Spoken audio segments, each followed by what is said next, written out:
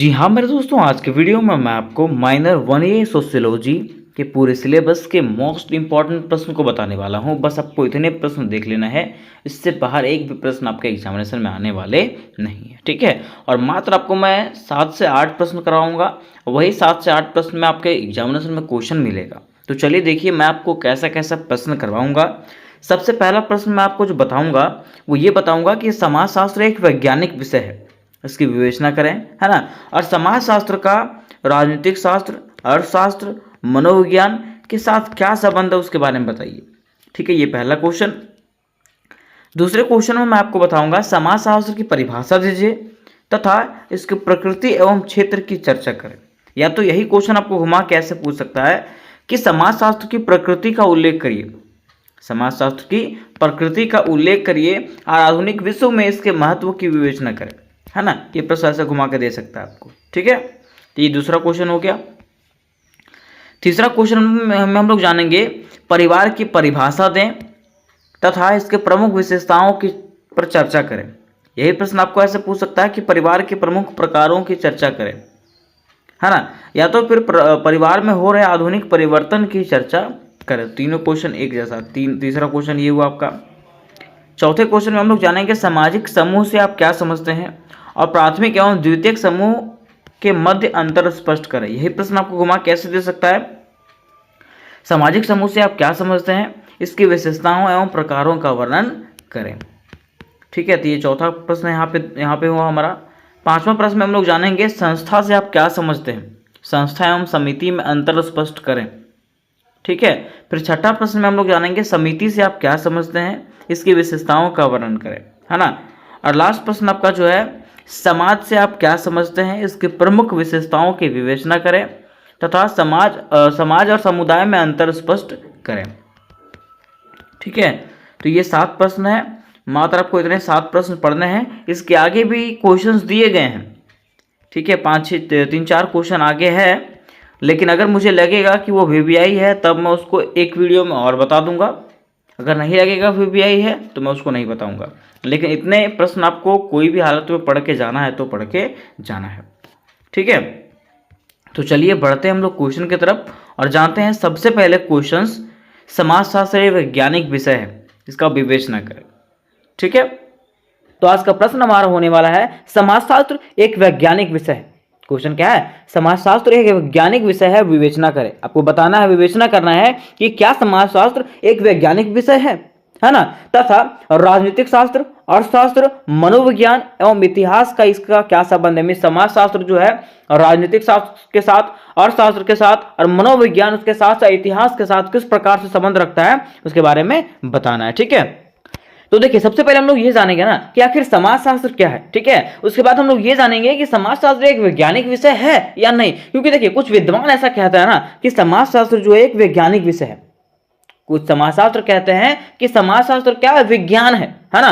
तो हम लोग जानेंगे कि समाजशास्त्र आखिर रियली का साइंस है या नहीं है, ठीक है। तो देखिए सबसे पहले हम लोग लिखेंगे परिभाषा। क्या लिखेंगे, परिभाषा। और लिखेंगे इस प्रकार से कि वैसा शास्त्र जिसमें हमें हमारे समाज के बारे में जानकारी मिलती है उसे हम लोग समाजशास्त्र कहते हैं। मींस क्या लिखेंगे कि वैसा शास्त्र जिससे हमें हमारे समाज के बारे में जानकारियां मिलती है उसको हम लोग क्या कहते हैं, समाजशास्त्र कहते हैं। क्या कहते हैं, समाजशास्त्र कहते हैं, ठीक है। देखिए कहा गया कि समाजशास्त्र समाज का ही विज्ञान या शास्त्र है। समाजशास्त्र जो है ना समाज का ही विज्ञान होता है, समाज का विज्ञान है ये, ठीक है। ये साइंस नहीं है, ये क्या है, समाज का विज्ञान है, ठीक है।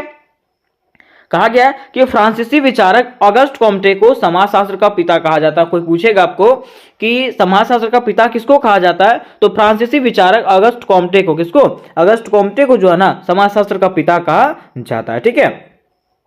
उसके बाद आपको पॉइंट बना के इस प्रकार से लिखना है कि समाजशास्त्र को अंग्रेजी में जो है ना सोशियोलॉजी कहा जाता है। अगर हम लोग समाजशास्त्र की बात करें तो इसको अंग्रेजी में दोस्तों क्या कहा जाता है, सोशियोलॉजी कहा जाता है, ठीक है।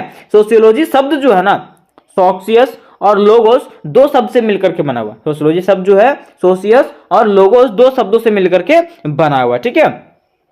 अब देखिए यहाँ पे सोशियस की बात कर, सोशियस लैटिन भाषा का एक शब्द है जिसका अर्थ होता है समाज।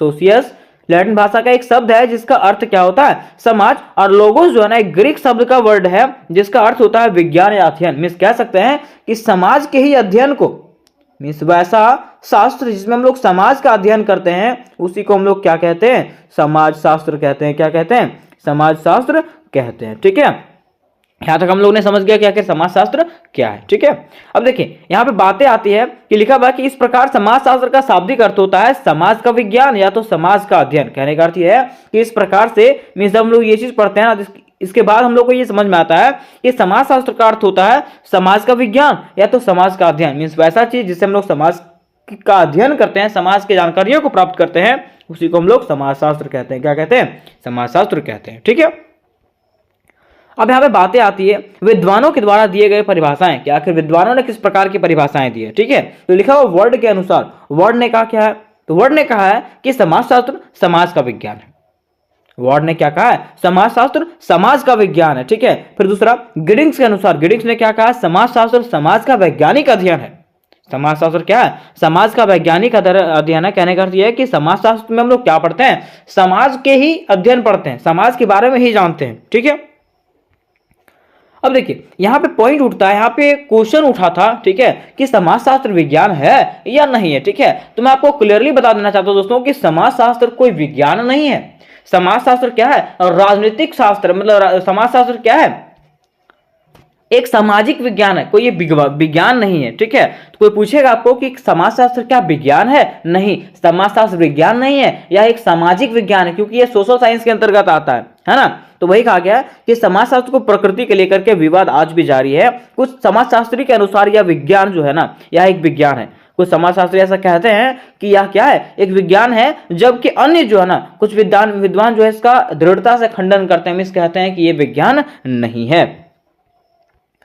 लेकिन समाजशास्त्र के जनक जो हैं अगस्ट कॉम्टे को कहा जाता है। ये तो हम लोग सब जानते हैं कि समाजशास्त्र का जनक कौन है, अगस्ट कॉम्टे हैं। ठीक है, इन्होंने क्या कहा, इन्होंने कहा है कि समाजशास्त्र जो है समाज का विज्ञान है।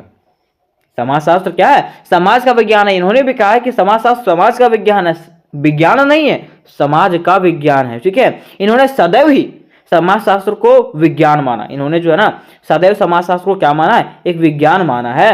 और इन्होंने जो है ना इसे क्या कहा है, विज्ञानों की रानी। किसको, समाजशास्त्र को जो है ना विज्ञानों की रानी कहा है, अर्थात क्वीन ऑफ साइंसेस कहा है। किसको, समाजशास्त्र को। किसने कहा, तो अगस्ट कॉम्टे ने। कोई पूछेगा क्वीन ऑफ साइंसेस जो है ना समाजशास्त्र को किसने कहा, तो अगस्ट कॉम्टे ने। किसने, अगस्ट कॉम्टे ने कहा। ठीक है, अब यहाँ पे बातें आती है कि चलिए बताइए हमको कि ठीक है हम मानते हैं कि समाजशास्त्र सामाजिक विज्ञान है, विज्ञान नहीं है, लेकिन अब हमको बताइए कि समाजशास्त्र का अन्य विषयों के साथ कैसा संबंध है। ठीक है, तो देखिए पॉइंट नंबर 1 में हम लोग जानेंगे इसके दूसरे विषयों के साथ संबंध, है ना। लिखेंगे इस प्रकार से कि समाजशास्त्र कई अन्य सामाजिक विज्ञानों से जुड़ा हुआ है। समाजशास्त्र की अगर बात करें तो समाजशास्त्र जो है ना अन्य सामाजिक विज्ञानों से जुड़ा हुआ है। ठीक है, जिसमें मानव विज्ञान, मनोविज्ञान, अर्थशास्त्र और राजनीतिक विज्ञान और इतिहास शामिल है। ये सब जो सब्जेक्ट है इसमें से शामिल होता है, जबकि इनमें से प्रत्येक विषय का अपना अलग अलग फोकस और कार्य प्रणाली है। लेकिन हम लोग अगर सब्जेक्ट की बात करें तो मानव विज्ञान का अलग कार्य है, मनोविज्ञान का अलग कार्य, अर्थशास्त्र का अलग कार्य है, राजनीतिक विज्ञान का अलग कार्य, इतिहास का अलग कार्य होता है। सबका कार्य प्रणाली जो है ना अलग अलग होता है। ठीक है, लेकिन यहाँ पे जो है हम लोग एक संक्षिप्त से अवलोकन के जरिए जो है ना हम लोग समाजशास्त्र के अन्य विषयों के साथ संबंध को देखेंगे कि आखिर समाजशास्त्र का संबंध जो है अन्य विषयों के साथ कैसा है। तो सबसे पहले हम लोग जानेंगे मनोविज्ञान। किसके बारे में, मनोविज्ञान के बारे में। लिखेंगे इस प्रकार से कि समाजशास्त्र और मनोविज्ञान दोनों ही मानव व्यवहार का अध्ययन करते हैं। समाजशास्त्र और मनोविज्ञान दोनों में हम लोग क्या करते हैं, मानव के व्यवहारों का अध्ययन करते हैं, लेकिन वे अलग अलग दृष्टिकोण से ऐसा करते हैं। लेकिन उसमें क्या होता है, अलग अलग दृष्टिकोण रहता है। ठीक है, कहा गया है कि मनोविज्ञान व्यक्तिगत व्यवहार और मानसिक प्रक्रियाओं पर ध्यान देता है। मनोविज्ञान क्या करता है, मानसिक प्रक्रिया मीन्स आपके माइंड में क्या चल रहा है उसके बारे में वो ध्यान केंद्रित करता है, जबकि समाजशास्त्र सामाजिक संरचना, संस्था और रिश्ते के संदर्भ में व्यवहार करता है। लेकिन अगर हम लोग बात करते हैं किसका, समाजशास्त्र का, तो समाजशास्त्र क्या करता है, आपका समाज के साथ संबंध, ठीक है, दूसरों के साथ संबंध, दूसरों के साथ आपका रिश्ता कैसा है उसके बारे में यहाँ पे ज्ञान अर्जित करता है। उसी को हम लोग क्या कहते हैं, समाजशास्त्र कहता है। ठीक है, तो यहां तक हम लोगों ने जान गया कि आखिर मनोविज्ञान का समाजशास्त्र के साथ क्या संबंध है। अब यहां पे बातें आती है दूसरा में अर्थशास्त्र का। किसका, अर्थशास्त्र का। तो जानेंगे, लिखेंगे इस प्रकार से कि समाजशास्त्र और अर्थशास्त्र दोनों ही मानव व्यवहार का अध्ययन करते हैं। क्या कहा गया कि समाजशास्त्र और अर्थशास्त्र जो है ना दोनों ही मानव व्यवहार का अध्ययन करते हैं, लेकिन वे अलग अलग महत्व के साथ ऐसा करते हैं। मीन्स हम लोग दोनों जो है ना, दोनों में जो है समाजशास्त्र और अर्थशास्त्र दोनों में जो है हम लोग व्यक्तियों के बारे में जानते हैं, ठीक है, लेकिन उसका महत्व जो है ना अलग अलग होता है। जहां पे हम लोग अर्थशास्त्र में उसके अर्थव्यवस्था के बारे में जानते हैं, व्यक्तियों के अर्थव्यवस्था के बारे में जानते हैं, वहीं पे समाजशास्त्र में जो है ना उसके समाज के बारे में जानते हैं, ठीक है। तो वही कहा गया कि अर्थशास्त्र समाज के भीतर वस्तुओं और सेवाओं के उत्पादन, वितरण और उपभोग पर ध्यान केंद्रित करती है। अर्थशास्त्र क्या करती है, समाज के भीतर जो वस्तुएं होती है, सेवाएं होती है, उत्पादन होती है, वितरण होती है और उपभोग होती है, इस पर यह ध्यान केंद्रित करता है। कौन, अर्थशास्त्र। जबकि अगर हम लोग बात करते हैं समाजशास्त्र का, तो समाजशास्त्र क्या करता है, समाजशास्त्र यह देखता है कि सामाजिक संरचना कैसा है, सामाजिक संस्थाएं कैसी है, आर्थिक संबंध कैसा है, ठीक है, और व्यवहार कैसा है, ये सब वहां पे देखता है कौन, समाजशास्त्र, ठीक है।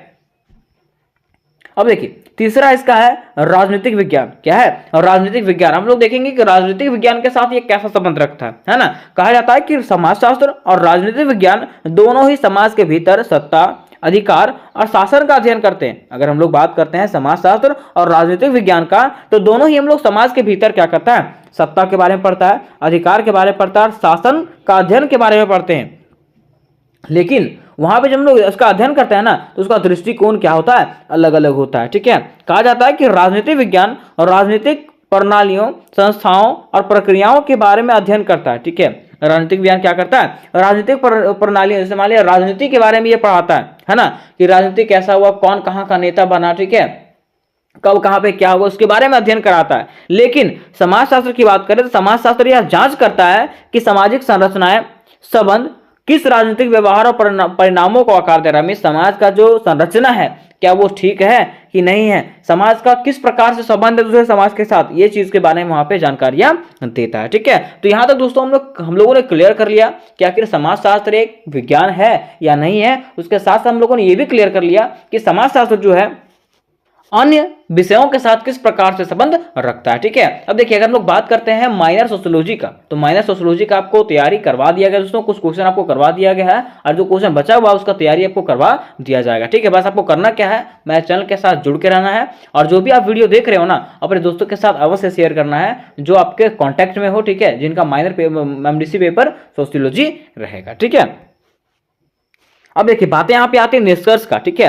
कुल मिलाकर के अगर हम लोग कहें तो समाजशास्त्र जो है ना मानव विज्ञान, मनोविज्ञान, अर्थशास्त्र, राजनीतिक विज्ञान और इतिहास से निकटता से जुड़ा हुआ है। अगर हम लोग पूरा निष्कर्ष देखें तो हम लोग को यह समझ में आता है ना कि समाजशास्त्र जो है ना अन्य विषयों के साथ जुड़ा हुआ है, ठीक है, क्योंकि ये सभी विषय मानव व्यवहार, सामाजिक संरचना और समाजों के भीतर अंतर क्रियाओं को समझने में रुचि रखता है। क्योंकि यही सब विषय के कारण जो है ना हम लोग मानव व्यवहार के बारे में, मनुष्य के व्यवहार के बारे में, सामाजिक संरचना के बारे में और समाज के भीतर होने वाले क्रियाओं के बारे में हम लोग समझ पाते हैं, ठीक है। इस प्रकार से हम लोग कह सकते हैं कि समाजशास्त्र जो है ना समाज का विज्ञान है, मीन्स सामाजिक विज्ञान है। ये कोई साइंस नहीं है, ये क्या है, सोशल साइंस है। क्या, समाजशास्त्र सोशल साइंस है, ठीक है। तो उम्मीद करते दोस्तों कि ये क्वेश्चन आप क्लियरली समझ गए होंगे, ठीक है। प्रकार से रहेगा दोस्तों कि समाजशास्त्र की परिभाषा दें तथा इसके प्राकृतिक महत्व एवं क्षेत्र की चर्चा करें, ठीक है। इस प्रकार से रहेगा। या तो कोई क्वेश्चन पूछा जा सकता है समाजशास्त्र जो है अन्य सामाजिक विज्ञानों से किस प्रकार से असंबंधित है, मतलब समाजशास्त्र जो है दूसरे विज्ञान से किस प्रकार से अलग है, ठीक है, इसके बारे में स्पष्ट करना है, ये क्वेश्चन रहेगा। मीन्स इससे आपका कोई भी क्वेश्चन आएगा दोस्तों आपको आंसर जो है ना सेम लिखना है, ठीक है, इसी प्रकार से आपको लिखना है। चलिए हम लोग जानते हैं कि क्या इसका आंसर होगा। अभी देखिए जिसमें हम लोग इसको समाजशास्त्र की परिभाषा के बारे में पढ़ते हैं, तो समाजशास्त्र में समाज एक वर्ड आता है, समाज एक वर्ड आता है ना, तो सबसे पहले हम लोग समाज के बारे में, समाज क्या है, अब समाज के बारे में तो हम लोग खुद ही जानते हैं कि समाज क्या है, जहाँ पे व्यक्तियों निवास करते हैं, ठीक है, जहाँ पे हम लोग निवास करते हैं, ठीक है, उसी को क्या कहते हैं, समाज कहते हैं, ठीक है। इसका अर्थ क्या है कि जहाँ भी जीवन है, ठीक है, जीवन यापन जहाँ भी संभव है वो क्या कहलाएगा, आपका समाज कहलाएगा, ठीक है। लेकिन यहाँ पे क्या है, आपका समाजशास्त्र है, ठीक है। तो जब सबसे पहले हम लोग समाज के बारे में जान लेते हैं थोड़ा सा, उसके बारे में हम लोग उसके बाद समाजशास्त्र की परिभाषा के बारे में जानेंगे। चलिए थोड़ा सा इसके बारे में जानते हैं। देखिए लिखा बताया गया है कि जब हम समाज शब्द का प्रयोग करते हैं, किसका, जब हम समाज शब्द का प्रयोग करते हैं तो इसका मतलब क्या होता है, मानव समाज से होता है। किसका होता है, मानव समाज से होता है। सामान्यतः जहाँ भी जीवन है वही समाज, जहाँ भी जीवन है वो क्या है, समाज है। जैसे अगर जंगलों की बात करें हम, तो जंगलों में जानवर है तो उनका भी एक समाज होता है, वो अलग, वो भी तो कहीं रहते हैं, वो भी तो किसी के साथ रहते हैं, तो वो भी उनका क्या हुआ, एक समाज हुआ। लेकिन समाजशास्त्र में जो है ना केवल हम मानव समाज का अध्ययन करते हैं। समाजशास्त्र की अगर बात करें तो समाजशास्त्र में हम लोग क्या पढ़ते हैं, बस मानव समाज के बारे में हम लोग इसमें अध्ययन करते हैं, मानव समाज के बारे में पढ़ते हैं, क्योंकि यह संबंधों का समूह है। क्योंकि यहाँ पे जो है ना जो मनुष्य जो रहते हैं वो एक दूसरे के साथ संबंध रखते हैं, और ये संबंधों का जो है ना समूह होता है। क्या होता है, समाज। ठीक है, इसीलिए हम लोग समाजशास्त्र में जो समाज जब पढ़ते हैं तो वो मनुष्यों के बारे में पढ़ते हैं। किसके बारे में, मनुष्यों के बारे में पढ़ते हैं। ठीक है, उसी को क्या बोलते हैं, समाजशास्त्र बोलते हैं। ठीक है, अब चलिए इसके आगे थोड़ा सा हम लोग इसका अर्थ जानते हैं कि समाजशास्त्र का आखिर अर्थ क्या होता है दोस्तों। अब देखिए, अगर हम लोग जानना चाहें कि समाजशास्त्र का अर्थ क्या होता है, ठीक है, तो समाजशास्त्र का अर्थ, ठीक है, समाजशास्त्र का अर्थ जो है ना, समाजशास्त्र को इंग्लिश में सोशियोलॉजी कहा जाता है। सब लोग जानते हैं समाजशास्त्र को इंग्लिश में क्या कहा जाता है, सोशियोलॉजी कहा जाता है, या तो सोशियोलॉजी जो है उसका हिंदी क्या होता है, समाजशास्त्र होता है। ठीक है, सोशियोलॉजी का जो शब्द जो है वो दो वर्डों से मिलकर के बना है, सोसिस और लोगोस। ठीक है, सोसिस और लोगोस। ठीक है, ये दोनों शब्द से जो मिलकर के बना है ना, तो सोसिस जो है ना वो लैटिन भाषा का एक शब्द है।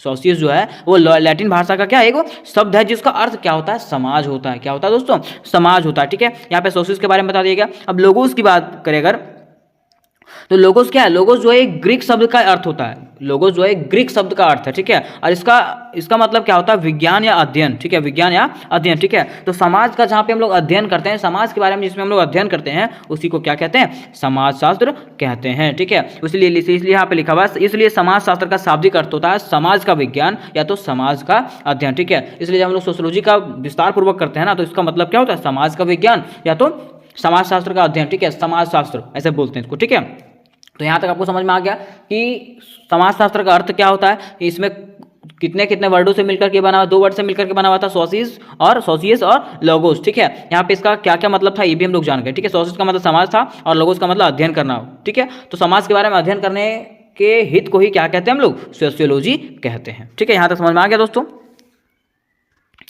अब देखिए इसके बारे में अगर हम लोग जानेंगे, देखिए बताया गया कि समाजशास्त्र को एक नवीन विज्ञान के रूप में स्थापित करने का श्रेय फ्रांस के प्रसिद्ध विज्ञान ऑगस्ट कॉम्टे को जाता है। देखिए, समाजशास्त्र को एक नवीन विज्ञान के रूप में अगर स्थापित करने का श्रेय जाता है तो वो किसे जाता है, तो फ्रांस के एक प्रसिद्ध विद्वान थे। ठीक है, जिसका नाम क्या था, ऑगस्ट कॉम्टे। ठीक है, और इसी को जो है ना समाजशास्त्र का पिता के नाम से भी जाना जाता है। किसको, अगस्त कॉम्टे को। देखिए बताया गया है कि कॉम्टे ने ही 1838 में ही इस नए विषय को सोशियोलॉजी का नाम दिया था। ठीक है, कॉम्टे ने क्या किया था, 1838 ईस्वी में जो है ना इस विषय को सोशियोलॉजी का नाम दिया था। ठीक है, इसलिए अगस्त कॉम्टे को समाजशास्त्र का जनक कहा जाता है, फादर ऑफ सोशियोलॉजी कहा जाता है। ठीक है दोस्तों, आपको एमसीक्यू पूछा जाता है कि फादर ऑफ सोशियोलॉजी कौन है, फादर ऑफ सोशियोलॉजी कौन है, तो कौन है, अगस्त कॉम्टे। ठीक है, यहाँ तक आपको समझ में आ गया। अब देखिए एक चीज़ और बताया गया इसके बारे में कि अगस्त कॉम्टे को सिर्फ इसलिए समाजशास्त्र का जनक नहीं कहा जाता है क्योंकि उन्होंने समाजशास्त्र का नाम दिया। ठीक है, जो अगस्त कॉम्टे जो है उनको इसलिए समाजशास्त्र का जनक नहीं कहा जाता है क्योंकि उन्होंने समाजशास्त्र का नाम दिया, बल्कि समाजशास्त्र को जो ना एक विषय के रूप में स्थापित करने का अहम योगदान जो उन्होंने क्या किया था, निभाया था। ठीक है, उसने क्या किया था, सोशियोलॉजी को जो है एक विशेष क्या किया था, एक विषय बनाया था। कौन, अगस्त कॉम्टे। ठीक है, इसलिए इसको समाजशास्त्र का जनक कहा जाता है। किनको, अगस्त कॉम्टे को। तो पूछा जाएगा समाजशास्त्र का जनक किसे कहा जाता है, किसको कहा जाता है, अगस्त कॉम्टे को कहा जाता है। ठीक है, यहाँ तक आपको कोई दिक्कत नहीं होना चाहिए। अब इसके आगे बढ़ते हैं दोस्तों। अब हम लोग जानते हैं ना कि इसका परिभाषा क्या होता है, इसका समाजशास्त्र का परिभाषा क्या होता है। तो देखिए दोस्तों, अगर हम लोग समाजशास्त्र की परिभाषा की बात करें, किसका, समाजशास्त्र की परिभाषा की बात करें, तो समाजशास्त्र का जो ना कोई एक विशेष परिभाषा नहीं होता दोस्तों, समाजशास्त्र का कोई विशेष परिभाषा नहीं होता। ठीक है, अब समाजशास्त्र का मतलब यही समझ लीजिए कि समाज के बारे में जिसमें हम लोग पढ़ते हैं, समाज के बारे में जिस चीज़ में हम लोग अध्ययन करते हैं उसी को क्या बोलते हैं, समाजशास्त्र बोलते हैं। ठीक है, जैसे इसमें बताया गया है कि समाजशास्त्र की कोई सामान्य परिभाषा नहीं है, मीन्स समाजशास्त्र का कोई परिभाषा नहीं है। विभिन्न विद्वानों ने अपने तरीके से परिभाषित किया है और विभिन्न विद्वानों ने इसको क्या किया, अपने तरीके से परिभाषित किया। जैसे मान लीजिए आप हैं तो आप कुछ और बोलते हैं इसके बारे में, राम है तो राम कुछ और बोलेगा इसके बारे में, है ना। जितना भी व्यक्ति आएंगे सब किसी किसी के बारे में कुछ और बोलेंगे, है ना। तो वैसे ही यहाँ पे जो है समाजशास्त्र के बारे में जो है ना विद्वान जो लोग थे उन्होंने अलग अलग अपना क्या दिया है, परिभाषा दिया है। ठीक है, जो इस प्रकार से देखिए बताया गया, समाजशास्त्र की प्रकृति विज्ञान जैसी। अगर समाजशास्त्र की प्रकृति की बात करें तो वो कैसा है, विज्ञान के जैसा, साइंस के जैसा है वो। ठीक है, इसमें विज्ञान के सभी गुण विद्यमान है, इसमें जो है ना विज्ञान का सारा गुण भरपूर है, किसमें, समाजशास्त्र में। ठीक है, विज्ञान के जैसा ये कार्य करता है। ठीक है, अद्यापि यह प्राकृतिक विज्ञान नहीं बल्कि सामाजिक विज्ञान है। लेकिन अगर बात करें विज्ञान का, तो ये विज्ञान है लेकिन प्राकृतिक विज्ञान नहीं है। जो हम लोग साइंस का बात करते हैं, जो साइंस में पढ़ते हैं, वो साइंस इसमें नहीं है, ठीक है। ये क्या है? सामाजिक विज्ञान है। सामाजिक विज्ञान मतलब सोशल, ठीक है। हमारे समाज के बारे में जिसमें हम लोग पढ़ते हैं वो विज्ञान है। ये कौन सा? समाज शास्त्र, ठीक है। यहाँ तक कोई दिक्कत नहीं होना चाहिए दोस्तों। चलिए अब इसके आगे जानते हैं कि किस प्रकार से जो विद्वान हैं, विद्वानों ने इनको परिभाषित किया, कैसे कैसे इसको परिभाषित किया है, ठीक है। तो देखिए यहाँ पे बताया गया है कि मैकावियर के अनुसार इनके अनुसार से क्या बताया गया कि इनके अनुसार समाजशास्त्र को जो है ना एक सामाजिक संबंधों के बारे में अध्ययन करता है। मतलब इनके अनुसार समाजशास्त्र सामाजिक संबंधों के बारे में अध्ययन करता है, ठीक है। समाज के इसी जाल को समाज कहते हैं, ठीक है। और इसके जो है ना इसी के जाल को जो है ना ये क्या करता है, पूरे लपेटे में सबको ले लेता है। इसी को क्या कहते हैं? समाज कहते हैं, ठीक है। आगे अगर क्यूबर की बात करें तो क्यूबर ने समाजशास्त्र के बारे में बताते हुए लिखा है कि समाजशास्त्र की परिभाषा मानव संबंधों के बारे में वैज्ञानिक ज्ञान से संबंधित अंग के समान की जा सकती है। मीन्स यहाँ पे क्यूबर ने बताया कि समाजशास्त्र की अगर परिभाषा दे तो मानव संबंधों के बारे में, जिसमें मानव के समाज के बारे में, मानव के संबंधों के बारे में वैज्ञानिक तरीकों से जो है ना इसमें संबंध जो रखता है, जिसके बारे में हमको पता चलता है, मानव समाज के बारे में पता चलता है, उसी को क्या बोलते हैं? समाजशास्त्र बोलते हैं, ठीक है। अब अगर इसके आगे की बात करें हम लोग, आगे देखिए बताया गया है इमाइल क्या बोले हैं? तो इमाइल दुर्खिम ने इस संबंध में लिखा है कि मतलब इसके बारे में लिखा है कि समाजशास्त्र सामूहिक प्रतिनिधित्व का विज्ञान है। समाजशास्त्र क्या है? सामूहिक प्रतिनिधित्व का विज्ञान होता है, ठीक है। अब देखिए इसके आगे वर्ड है। वर्ड क्या बताते हैं कि इन्होंने कम शब्दों में समाजशास्त्र की संक्षिप्त व्याख्या की है। इन्होंने क्या किया? कम शब्दों में जो है ना समाजशास्त्र को एक रूप दिया है। उन्होंने बताया है कि उनके अनुसार से जो है समाजशास्त्र जो है एक विज्ञान है। वो सीधा बोलते हैं कि समाजशास्त्र जो है वो समाज का, हमारे पूरे समाज का क्या है? एक विज्ञान है। क्या है? विज्ञान है, ठीक है। तो आपको पूछा जाएगा कि वर्ड के अनुसार से समाजशास्त्र समाज का क्या है? तो समाजशास्त्र समाज का क्या है? एक विज्ञान है। क्या है दोस्तों? विज्ञान है, ठीक है। यहाँ तक आपको परिभाषा समझ में आ गया कि विद्वानों के अनुसार से किस किस मतलब यहाँ तक देखिए, यहाँ पे इतना ही परिभाषा आपका नहीं है, परिभाषा तो बहुत सारा है, ठीक है। लेकिन आपको छाट करके बताया गया, 3-4 बताया गया, क्योंकि ये ज़्यादा 12-12.5 नंबर का ही आता है, ठीक है। तो ज़्यादा आपको लिखने का जरूरत नहीं है। यहाँ तक कंप्लीट हुआ, ठीक है। अब देखिए क्वेश्चन में आपको बोला था कि महत्व के बारे में, समाजशास्त्र के महत्व के बारे में और प्रकृति के बारे में, ठीक है। तो चलिए थोड़ा सा इसके महत्व के बारे में जान लेते हैं, जानते हैं इसका महत्व क्या होता है, ठीक है। देखिए ऊपर में लिखा हुआ आपका समाजशास्त्र का महत्व, इंपॉर्टेंस ऑफ सोशियोलॉजी, कि सोशियोलॉजी का क्या महत्व होता है, क्या इंपॉर्टेंस है उसका, ठीक है। तो देखिए बताया गया है कि मनुष्य एक सामाजिक प्राणी है। मनुष्य क्या दोस्तों? एक सामाजिक प्राणी है। यह समाज में रहता है, जैसा कि हम लोग जानते हैं कि यह कहाँ रहता है? मनुष्य कहाँ रहता है? एक समाज में रहता है। समाजशास्त्र का अध्ययन व्यक्ति और समाज दोनों के लिए महत्वपूर्ण है। और समाजशास्त्र का जो अध्ययन जो है ना व्यक्ति और समाज दोनों के लिए क्या है? अति महत्वपूर्ण है। समाजशास्त्र के अध्ययन से हमें समाज की संरचना, उसके स्वरूप और प्रक्रियाओं के बारे में जानकारी मिलती है। अब देखिए समाजशास्त्र क्या होता है?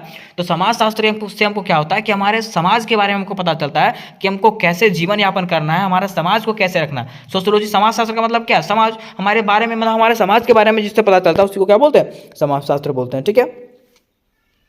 इसके आगे बताया गया है कि इसके अध्ययन से हम समाज की समस्याओं के बारे में जान सकते हैं। देखिए अगर इसके अध्ययन करेंगे हम लोग, समाजशास्त्र का अगर अध्ययन करेंगे तो इसके बारे में हम अपने समाज के बारे में समझ सकते हैं कि हमारे समाज में क्या दिक्कत है और क्या क्या प्रॉब्लम आ रही है, ठीक है। समाजशास्त्र के अंतर्गत समाज के सभी पहलुओं का अध्ययन किया जाता है, इसलिए समाजशास्त्र के अध्ययन का काफ़ी महत्व है।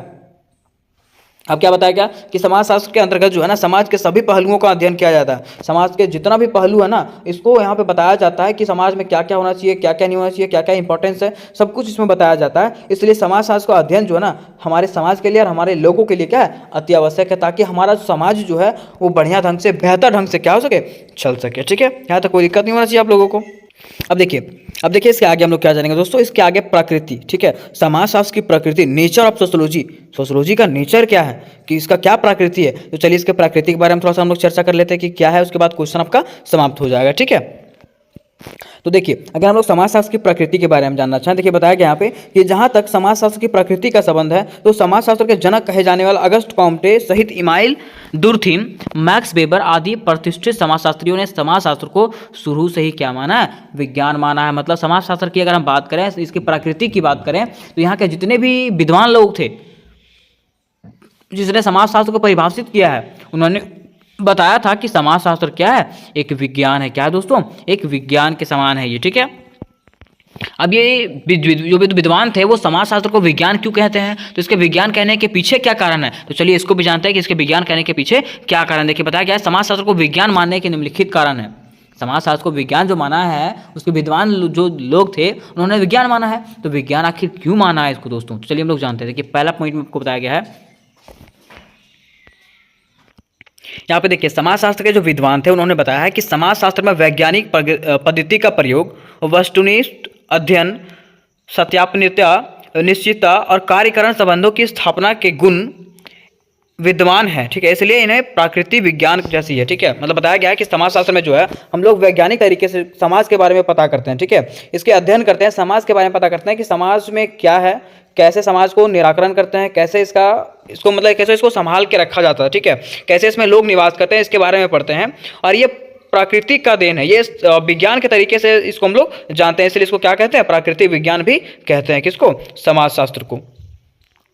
अब देखिए इसके दूसरा पॉइंट की बात करें, दूसरा पॉइंट में लिखा हुआ विज्ञान के ही तरह समाजशास्त्र में समयानीकरण करना, पूर्वानुमान लगाना, अनुभाविक अध्ययन एवं सार्वभौमिकता की दशाएं सुनिश्चित रहती है। ठीक है, जो समाजशास्त्र की प्रकृति वैज्ञानिक बनाती है। ठीक है, देखिए बताया गया है कि विज्ञान की तरह ही समाजशास्त्र में जो है ना, विज्ञान के जैसा समाजशास्त्र में जो है ना पूर्वानुमान लगाया जाता है, मतलब पहले से ही अनुमान लगाया जाता है कि किस प्रकार से लोग इसमें निवास करेंगे, कैसे यहाँ पे लोग रहते हैं। ठीक है, इसमें पूर्वानुमान लगाया जाता है, अनुभव अपना दर्शाया जाता है कि कैसे यहाँ पे लोग निश्चित रहेंगे। ठीक है, निश्चित है, यहाँ पे जीवन यापन निश्चित है कि नहीं है। ठीक है, इसलिए इसको क्या कहते हैं, प्राकृतिक विज्ञान के रूप में माना जाता है। ठीक है, देखिए इसका तीसरा पॉइंट में बताया गया कि विज्ञान की सभी विशेषताएं होने के बावजूद समाजशास्त्र की कुछ सीमाएं हैं। मतलब समाजशास्त्र में अगर बात करें, सोशियोलॉजी में जो है विज्ञान के जैसा भी यहाँ पे सब कुछ विशेषताएं हैं। ठीक है, लेकिन इसके बाद भी इसके कुछ सीमाएं हैं, मतलब कुछ कमियां इसमें है। ठीक है, इस बात को सावधानी के साथ समझने की आवश्यकता है कि समाजशास्त्र जो है प्राकृतिक विज्ञान ना होकर के सामाजिक विज्ञान है। मतलब विज्ञान ये तो है, ठीक है, लेकिन ये प्राकृतिक विज्ञान नहीं है। जिस विज्ञान की हम लोग चर्चा करते हैं, जिस विज्ञान के बारे में हम लोग पढ़ते हैं, वो विज्ञान नहीं है, ये समाज का विज्ञान है। इसमें हम लोग समाज के बारे में पढ़ते हैं। किसके बारे में, समाज के बारे में पढ़ते हैं। ठीक है, ऐसी स्थिति में इसकी अपने कुछ सीमाएं हैं। ऐसी स्थिति में जो है ना, इसका कुछ अपना सीमा भी होता है। ठीक है, जैसे हम लोग विज्ञान में पढ़ते हैं विद्युत धारा, तो विद्युत धारा इसमें नहीं पढ़ना हम लोग को, इसमें हम लोग को समाज के बारे में पढ़ना है कि समाज में लोग किस प्रकार से रहते हैं, कैसे समाज का निराकरण करना है। तो इस तरीके से हम लोग विज्ञान के मतलब इसको जो है ना क्यों विज्ञान कहा जाता है ये भी हम लोग जान गए, समाजशास्त्र को क्यों विज्ञान कहा जाता है। ठीक है, अब थोड़ा सा निष्कर्ष की तरफ बढ़ते हैं कि क्या इसका निष्कर्ष निकलता है, क्योंकि क्वेश्चन बनाने के बाद, आंसर बनाने के बाद निष्कर्ष डालना बहुत जरूरी होता है। देखिए अगर निष्कर्ष की बात करें, देखिए बताया गया है समाजशास्त्र जो है समाज का व्यवस्थित एवं क्रमबद्ध अध्ययन है। समाजशास्त्र जो है ना वो समाज का, ठीक है, समाज में किस प्रकार से लोग रहते हैं, कैसे इसका व्यवस्थित ढंग है, ठीक है, इसको क्रमबद्ध तरीके से बताया गया। किसमें, समाजशास्त्र में, जिसमें लोगों को समाज के बारे में पता चलता है। ठीक है, यह समाज का विज्ञान है, या विज्ञान तो है, साइंस तो है, लेकिन किसका है, समाज का साइंस है ये। ठीक है, अगस्टे कॉम्टे को समाजशास्त्र का जनक कहा जाता है। और किसको, अगस्टे कॉम्टे जो है ना, इसको क्या कहा जाता है, समाजशास्त्र का जनक कहा जाता है। अगस्ट कॉम्टे को समाजशास्त्र का जनक कहा जाता है। ठीक है, यहाँ तक आपका क्वेश्चन समाप्त होता है। ठीक, क्वेश्चन आपका इस प्रकार से रहेगा कि परिवार को परिभाषित कीजिए तथा उनके विशेषताओं एवं प्रकार की चर्चा करें कि परिवार क्या होता है। ठीक है, और कितना तरह का परिवार होता है ये आपको बताना है, और परिवार का विशेषता क्या होता है आखिर, इसके बारे में आपको क्या करना है, डिफाइन करना है। ठीक है दोस्तों, तो चलिए ये जो है जैसा कि हम लोग जान रहे हैं ये जो आपका मोस्ट इंपॉर्टेंट टॉपिक है। ठीक है, तो इसके बारे में हम लोग डिटेल से चर्चा करेंगे और आसान भाषा में बिल्कुल चर्चा करेंगे।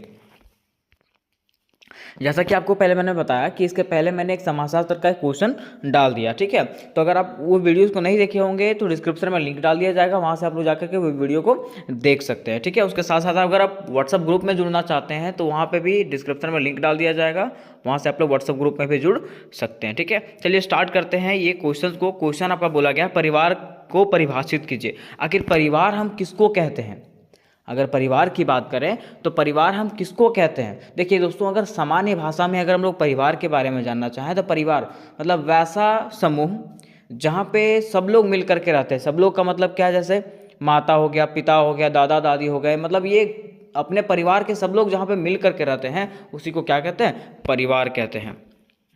देखिए इसमें से एक चीज़ और बताया गया है कि अगर परिवार को परिभाषित करने का प्रयास किया जाए, ठीक है, तो परिवार का परिभाषा एक ही नहीं है, एक निश्चित परिभाषा इसका नहीं है, ठीक है, इसका बहुत सारा परिभाषा है, ठीक है, और ये भी बताया गया कि ये निश्चित नहीं है, ठीक है, इसका कोई भी परिभाषा हो सकता है और किसी भी तरह से आप इसको बता सकते हैं, किसको, परिवार को, ठीक है। तो चलिए जानते हैं किस किस प्रकार से इसको परिभाषित किया गया है। देखिए दोस्तों, यहाँ पे आपका क्वेश्चन रहेगा, परिवार को परिभाषित कीजिए तथा उनके विशेषताओं और प्रकारों की चर्चा करें, ठीक है। अब परिवार का अगर अर्थ जानना चाहें, परिवार का अगर अर्थ जानना चाहें तो यहाँ पे देखिए सिंपल भाषा में आपको बता दिया गया दोस्तों कि वैसा समूह जिसमें एक ही छत के नीचे सारे लोग निवास करते हैं, जैसे कि दादा दादी, माता पिता, चाचा चाची, विवाहित बच्चे और अविवाहित बच्चे, सब लोग एक साथ एक छत के नीचे जहाँ पे निवास करते हैं उसी को क्या बोलते हैं दोस्तों, परिवार बोलते हैं। ये आपका सिंपल भाषा में हो गया कि परिवार हम लोग किसको बोलते हैं, ठीक है। और अगर एक और इसका परिभाषा जानने का प्रयास करें तो देखिए ये भी बताया गया आपको कि परिवार की परिभाषा क्या होता है, तो परिवार वह समूह होता है जिसमें एक या अधिक व्यक्ति एकत्रित होते हैं। परिवार क्या बताया गया कि परिवार जो है वह समूह होता है जिसमें से एक या तो उससे अधिक लोग क्या होते हैं वहाँ पे एकत्रित रहते हैं, वहाँ पे मतलब जमा रहते हैं, ठीक है, और साझा जीवन बिताते हैं और एक साथ जीवन को व्यतीत करते हैं, उसी को क्या बोलते हैं दोस्तों, परिवार बोलते हैं, ठीक है। और इसी में बताया गया दोस्तों कि यह समूह जो है संबंधों, संगठन और संघर्षों के माध्यम से एक दूसरे की मदद करता है और सद्भाव, समरसता और प्रेम की भावना को स्थापित करता है। जैसे मान लीजिए ये परिवार का मतलब क्या है, तो ये क्या करता है, ये सबके साथ में एक समूह में रहते हैं, ठीक है, और संबंधों को स्थापित करता है। जैसे मान लीजिए अगर आपको ज़रूरत पड़े, किस चीज़ का ज़रूरत पड़े तो दूसरा लोग आपका मदद कर सकता है, ठीक है। इस प्रकार के प्रक्रिया को हम लोग क्या कहते हैं, परिवार कहते हैं, ठीक है, जिसमें से क्या रहता है, प्रेम की भावना रहती है, ठीक है। प्रेम की भावना, ऐसा नहीं है कि सिर्फ प्रेम का ही भावना रहता है, सो घृणा भी रहती है, ठीक है। तो यही सब की प्रक्रिया को ही हम लोग क्या कहते हैं, परिवार कहते हैं, ठीक है। आगे बताया गया कि परिवार एक सामाजिक इकाई के रूप में मान्यता प्राप्त होता है और समाज में महत्वपूर्ण भूमिका निभाता है। देखिए परिवार क्या करता है, सामाजिक इकाई के रूप में मान्यता प्राप्त है इसको, किसको, परिवार को, और यह जो है ना समाज में एक महत्वपूर्ण भूमिका निभाता है, कौन, परिवार। मान लीजिए अगर एक समाज है, ठीक है, समाज में अगर परिवार ही ना रहे तो वह समाज कहलाएगा, नहीं कहलाएगा, ठीक है। तो वही बताता है कि परिवार जो है ना समाज में एक महत्वपूर्ण भूमिका निभाता है, ठीक है। यहाँ तक हम लोगों ने परिवार के डिफाइन कर दिया, परिवार के परिभाषाएं के बारे में जान लिया, ठीक है। अब देखिए ये भी बताया गया ना आपको, मैं जैसे कि मैंने बताया था कि परिवार का कोई निश्चित परिभाषा नहीं होता है दोस्तों, ठीक है। और क्वेश्चन में आपको यही पूछा गया है कि परिवार के परिभाषाओं को वर्णन करें, कि परिवार के क्या क्या परिभाषाएं हैं उसके बारे में आपको बताना है, ठीक है। तो चलिए जानते हैं कुछ विद्वान लोग जो हैं, इतिहासकार लोग जो हैं, इनके बारे में क्या कहते हैं, परिवार के बारे में क्या बात वो बोलते हैं। देखिए दोस्तों, इसमें बताया गया कि परिवार की परिभाषा देना मुश्किल है, क्योंकि ऐसा नहीं है कि दुनिया में परिवार का कोई एक ही अर्थ माना जाता हो। देखिए बताया गया कि यहाँ पे जैसे आपको बताए थे कि परिवार की परिभाषा देना क्या है, बहुत मुश्किल है, क्योंकि ऐसा नहीं है ना कि दुनिया में परिवार का एक ही अर्थ हो, उसका अलग अलग अर्थ भी हो सकता है, ठीक है। तो परिवार की परिभाषाएं जो है निम्नलिखित हैं, और परिवार का परिभाषाएं जो है निम्नलिखित है, और जो निम्नलिखित विद्वानों के द्वारा वो दिया गया था। तो कौन से विद्वान थे और क्या क्या बोले थे इसके बारे में, देखिए पहला आपका है मैकाइवर। कौन है, मैकाइवर क्या बताते हैं इनके बारे में, मैकाइवर और पेज के अनुसार ये क्या बोलते हैं इनको, कि परिवार वह समूह होता है जो कि लिंग संबंध के आधार पर किया गया, काफ़ी छोटा और अस्थायी है, ठीक है, कि बच्चों की उत्पत्ति और पालन पोषण करने योग्य है। देखिए ये बताया ना कि परिवार वह समूह होता है, ठीक है, जो लिंग संबंध के आधार पे, जिसमें बच्चे का क्या होता है, जन्म होता है, ठीक है। इससे क्या होता है कि परिवार की प्रक्रिया बनती है, परिवार बनता है इसमें से, ठीक है, जिसमें से बच्चों का लालन पालन किया जाता है, उसका पालन पोषण किया जाता है, उसी को क्या बोलते हैं, परिवार बोलते हैं, ठीक है दोस्तों। आगे अगर दूसरे इतिहासकार के बारे में जानना चाहें, देखिए वो बताए हैं ऑर्गन और निमकॉफ के अनुसार ये क्या बोले हैं कि जब हम परिवार की कल्पना करते हैं तो हम इसे बच्चे सहित पति पत्नी के स्थायी संबंध को चित्रित करते हैं। देखिए ये बताया गया कि अगर हम लोग परिवार के बारे में कल्पना करेंगे, ये इतिहासकार बताते हैं कि अगर हम लोग परिवार के बारे में कल्पना करते हैं, जैसे मान लीजिए किसी के बारे में इमेजिनेशन अगर आप लोग करते हैं तो वो माइंड में आने लगता है कि हाँ यहाँ पे ये हुआ होगा, यहाँ पे ये हुआ होगा, ठीक है। जैसे मैंने अभी आपको परिवार के बारे में बताया, ठीक है, तो आपके माइंड में जरूर चला होगा कि परिवार में ऐसे रहते हैं, बच्चे लोग ये होते हैं, ऐसे करके खेलते हैं, तो ये आपके माइंड में सेट हो जाता होगा, ठीक है। तो वही बताते हैं, अगर हम लोग परिवार के बारे में कल्पना करते हैं तो वहाँ पे बच्चों के साथ साथ जो है ना पति पत्नी के स्थायी संबंध को भी वो दर्शाता है, उसी को हम लोग क्या बोलते हैं, परिवार बोलते हैं, ठीक है दोस्तों।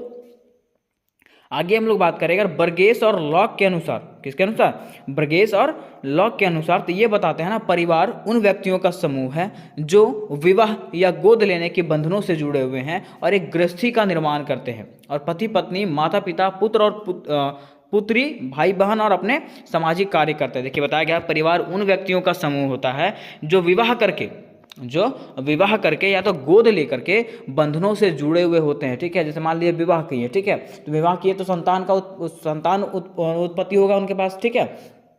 उनके साथ साथ अगर वो गोद लिए तो उनके पास भी संतान है ना, तो वो एक बंधन में बंध गए, ठीक है। वही बंधनों को क्या कहा जाता है, परिवार कहा जाता है, ठीक है। जब बंधन में बंध जाते हैं तो वो गृहस्थी का निर्माण करते हैं, एक घर का निर्माण करते हैं जहाँ पे सब लोग एक साथ मिल करके रहते हैं, ठीक है। और पति पत्नी, माता पिता, पुत्र और पुत्री, भाई और बहन अपने अपने सामाजिक कार्य करते हैं, जहाँ पे क्या करते हैं, वहाँ पे जितने भी लोग रहते हैं, परिवार के जितने भी लोग रहते हैं, सारे अपने अपने कार्य में लग जाते हैं, ठीक है। और एक दूसरे पर प्रभाव डालते हैं, प्रभाव डालते कहने का मतलब है, जैसे मान लीजिए अगर आपको किसी चीज़ का जरूरत है तो वो क्या करेंगे, आपका मदद करेंगे, है ना। तो यही आपका क्या प्रभाव डालते हैं, और इसी को हम लोग क्या कहते हैं, परिवार कहते हैं दोस्तों, ठीक है। आगे इसी में बताया गया एक पॉइंट और कि व्यवहार और संबंध रखते हैं, ठीक है। प्रभाव डालते हैं और व्यवहार और संबंध रखते हैं और एक समान संस्कृति का निर्माण करते हैं, ठीक है। देखिए वो लोग क्या करते हैं, प्रभाव डालते हैं, जैसे मान लीजिए आपको बता दिए थे, ठीक है, कि आपका हेल्प करेंगे, उसके साथ साथ आपके साथ संबंध रखेंगे, मीठा मीठा संबंध रखेंगे, प्रेम पूर्वक संबंध रखेंगे। जैसे भाई भाई में कैसा प्रेम होता है तो वैसा प्रेम रखेंगे, ठीक है। और एक समान संस्कृति का निर्माण करेंगे दोस्तों, उसी को हम लोग क्या कहते हैं, परिवार कहते हैं। क्या कहते हैं, परिवार कहते हैं, ठीक है। अब देखिए दोस्तों, यहाँ तक हम लोगों ने इसके बारे में परिभाषा जान लिया कि परिवार की क्या क्या परिभाषाएं हैं, ठीक है। अब थोड़ा सा इसका निष्कर्ष जान लेते हैं कि क्या क्या इसका निष्कर्ष निकलता है। देखिए अगर इसके निष्कर्ष की बात करें, जैसे बताया गया है कि परिवार की परिभाषाओं से यह निष्कर्ष निकलता है कि परिवार वह समूह होता है जो स्त्री और पुरुष लिंग संबंधों के परिणाम स्वरूप संतानों से मिलकर बनता है, ठीक है। देखिए बताया जाता है कि परिवार की परिभाषाओं से यह निष्कर्ष निकलता है ना कि परिवार वह समूह होता है जो स्त्री और पुरुष के संबंधों के अनुसार से जो ना संतान की उत्पत्ति होती है, उसी जो संतान की उत्पत्ति के बाद जो लोग गृहस्थी को बसाते हैं, ठीक है, उसी को क्या बोलते हैं, परिवार बोलते हैं, ठीक है। आगे बताया गया है यह प्राकृतिक परिवार की परिभाषा मानी जा सकती है। विभिन्न संस्कृतियों में इस प्राकृतिक समूह के साथ अन्य कुछ सदस्य और गोद लिए जाते हैं जो रक्त के निकट संबंधी होते हैं। देखिए ये भी बताया गया ना, जैसे मान लीजिए ऐसा थोड़ी ना है कि अगर हम गोद लेंगे तो वो मेरा परिवार नहीं होगा, है ना। तो जैसे मान लीजिए कि पति पत्नी संबंध बनाने के बाद अपना संतान की उत्पत्ति करते हैं, ठीक है, उसके साथ साथ अगर वो गोद लेते हैं, गोद लेने के बाद भी अगर वो गृहस्थी का निर्माण करते हैं तो वो भी एक परिवार कहलाता है, ठीक है दोस्तों। यहाँ तक आपको समझ में आ गया होगा, कोई दिक्कत नहीं होना चाहिए। अब हम लोग इसके आगे बढ़ते हैं, ठीक है। और इसके आगे बढ़ते हुए हम लोग इसके प्रकार को जानेंगे कि परिवार कितने प्रकार के होते हैं, ठीक है। तो चलिए जानते हैं परिवार के प्रकार के बारे में। अगर परिवार के प्रकार के बारे में जानना चाहें दोस्तों तो परिवार जो है बहुत प्रकार का होता है, ठीक है। जैसे अगर पहला बात करें तो पहला आपका प्रकार हो जाता है एकल परिवार। एकल परिवार का मतलब है जहाँ पे एक ही लोग निवास करते हैं, अकेले लोग निवास करते हैं, ठीक है। जैसे आजकल के फैमिली लोग क्या है, जैसे मान लीजिए कोई कमाने के लिए जाता है, ठीक है, तो कमाने के लिए जाता है तो वो बाहर वही अपना घर ले लिया, ठीक है, तो वो अकेले वहाँ पे जीवन यापन करता है, तो उसी को क्या बोलते हैं, एकल परिवार बोलते हैं, ठीक है। या तो फिर देखिए जिस फैमिली में माता पिता और उनके बच्चे होते हैं ऐसे परिवार को एकल परिवार कहते हैं। मतलब जिस फैमिली में उनके माता पिता ही रहता है और उसका जो बच्चा रहता है वही रहता है, ठीक है, तो उसी को क्या बोलते हैं हम लोग, एकल परिवार बोलते हैं। जैसा कि आपको उदाहरण के तौर पर बताए थे, जैसे मान लीजिए कोई व्यक्ति काम करने के लिए जाता है, ठीक है, तो काम करने के लिए जाता है तो वो हो सकता है अपने बच्चे लोग को भी ले जाए, अपने पत्नी को ले जाता है कि उसको तकलीफ ना हो, ठीक है, तो वहाँ पर ले जाता है तो वो अपने बच्चों के साथ में और वो माता पिता के साथ में रहता है, ठीक है, मतलब अपने साथ में और अपने बच्चों के साथ में रहता है, तो उसी को हम लोग क्या बोलते हैं, एकल परिवार बोलते हैं, ठीक है। बच्चों में आत्मविश्वास बढ़े इसलिए एकल परिवार में बच्चों की खुद से फैसला लेने का हौसला अफजाई की जाती है। देखिए यहाँ पे क्या है कि बच्चों में जो है ना आत्मविश्वास बढ़े इसलिए जो है ना एकल परिवार में बच्चों को खुद से फैसला लेने का हौसला दिया जाता है कि ताकि आप हर एक चीज़ को खुद से फैसला ले सके, खुद से उसको संभाल सके, ठीक है। इसलिए एकल परिवार का मतलब ये दिया जाता है, इंपॉर्टेंस दिया जाता है इसको, ठीक है।